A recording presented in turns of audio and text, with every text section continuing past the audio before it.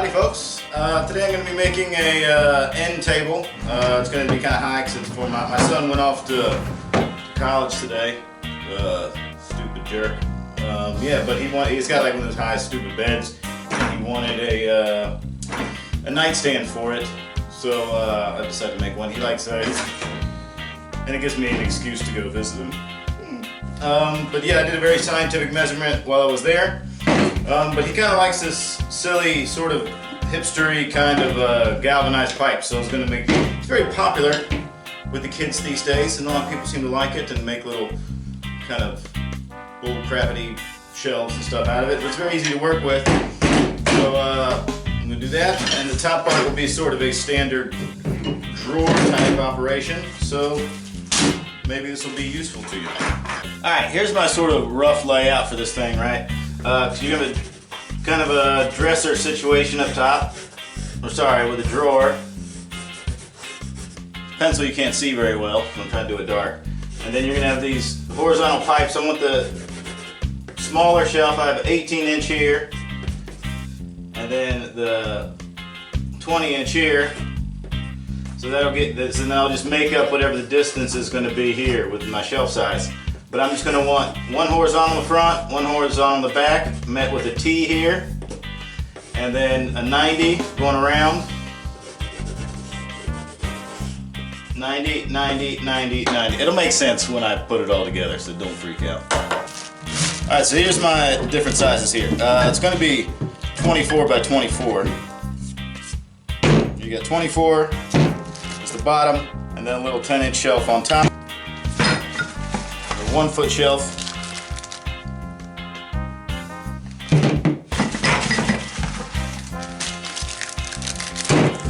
Got my 90s. Some of these jimmers here.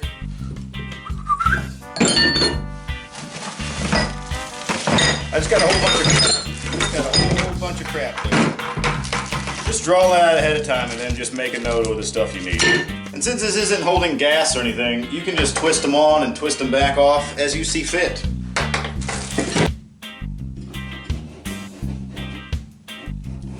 Okay, again, the trick is,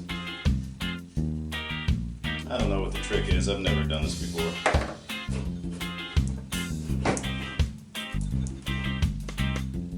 Alright, this is where it starts to get important. Make sure you're not out of square. You want to make sure you're threaded exactly the same on each one. Like right now that leaves me at 20 and 5/8, and that's 25/8. So that could use one more turn.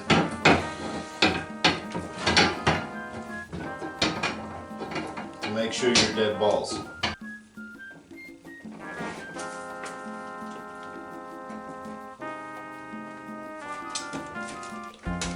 Same thing when you get to your T's. What you want to measure to is the very bottom of your opening. Otherwise, your horizontal will not be level.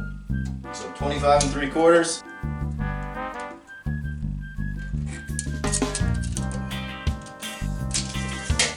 That could come up just a hair. Alright, here's the tricky part. You want to make sure once you have these two heights exactly the same, or all these four exactly the same from the bottom of the opening to the ground or top of the opening, whatever. This horizontal, you want to twist it all the way in as far as possible, right? That way, when you start threading it into the other one,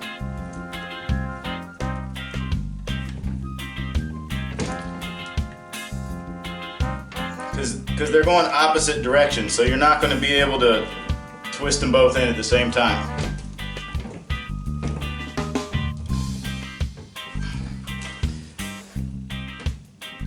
Then you want to make sure you got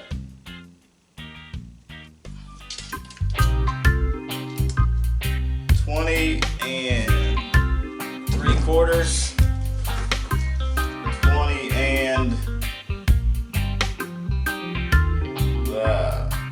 almost 7/8. So what I need to do is I need to make that side longer. So that means what I can do is start out a little bit farther on the first one and then start threading it into the second one. But I want about an equal amount of threads on either side.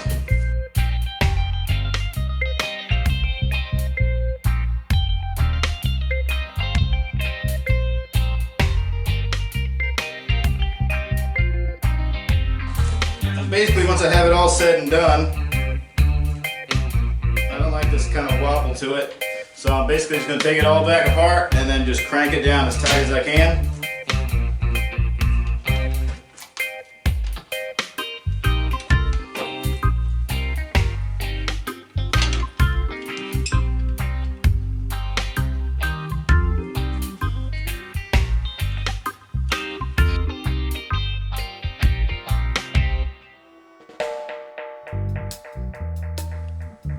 Yow, yow. There you go. Nice and strong. That's the base. A little base in your face. Maybe you want to make a dip bar because you want to get fit. Yes! Fucking yeah! But anyway, I'll set that to the side and now we're going to do the wood bits. Got me a nice piece of scrap plywood. You're not going to see this wood because it's going to be under the drawer.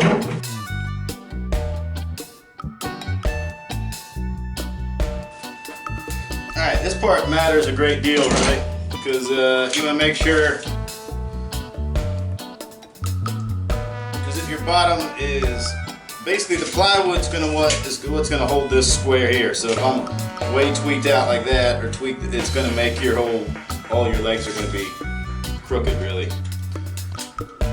So 20 3/8, 20 3/8. This should be 20 3/8 as well. I'm going to start with one side first, but basically measure here to there, then you measure right up here, and the distance from there to there should match here, and it will keep you square.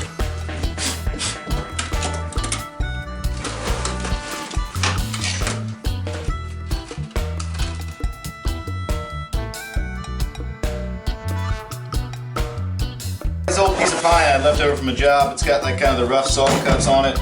It's probably about 150 years old, and I think it would look pretty cool,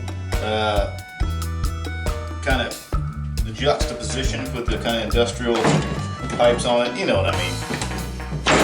I got lots of style.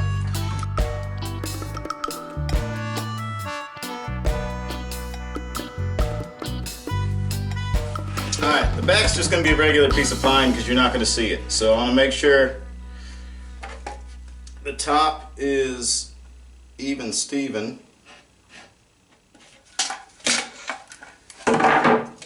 Make this harder than it has to be.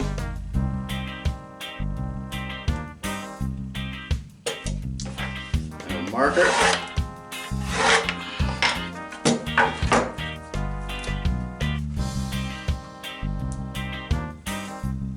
Some glue.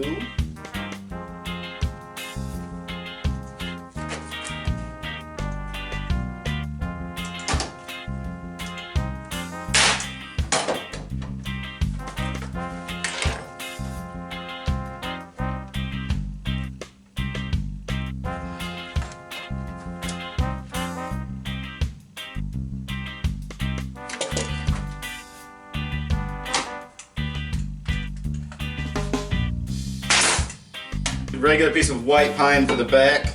This part's important because you want to make sure it is square so that way your side walls are square.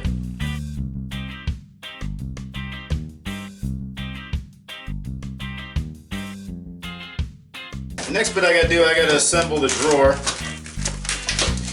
I've just got regular drawer pulls. Essentially, one just rides on top of the other. This sits on the bottom of your drawer. This is a bottom mount type. And then it just slides back and forth.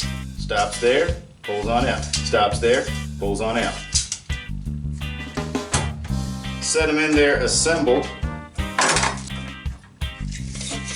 kind of an easy way to get the width of your drawer.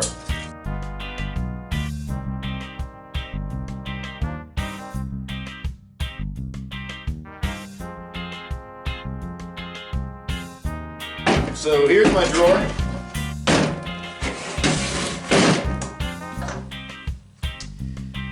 These duders here, just right along the bottom.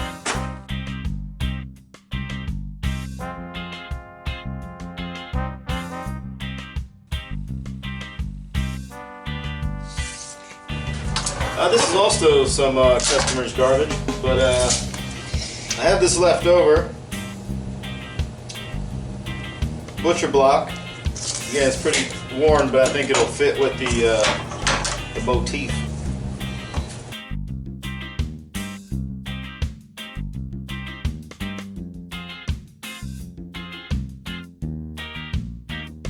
It's not usually the way, I guess, but I'm going right through the top of this thing, and then I'm just going to use wood filler.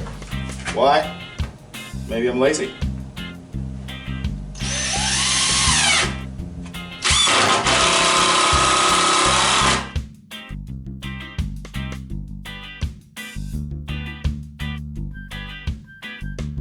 I had a little bit left over, so I'm going to sand it up and put some polyurethane on it before I secure it. And to secure it, I got these little pipe traps. Usually they're designed to kind of keep pipes on walls, but now I'm going to keep, like, it would sit basically like this, and you screw it in.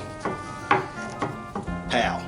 Before I stain it and all that, I want to clean it up real well. It's kind of a pain in the ass getting the stickers off the pipes. But I'm going to put a clear coat on the pipes as well, so that way they don't get rusty. And then I want to do like a matte finish on this part, and then I'll do a high gloss finish here.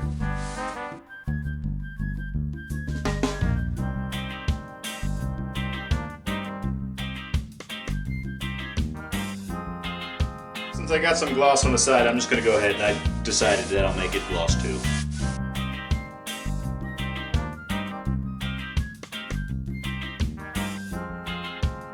Well, that's pretty much that, folks.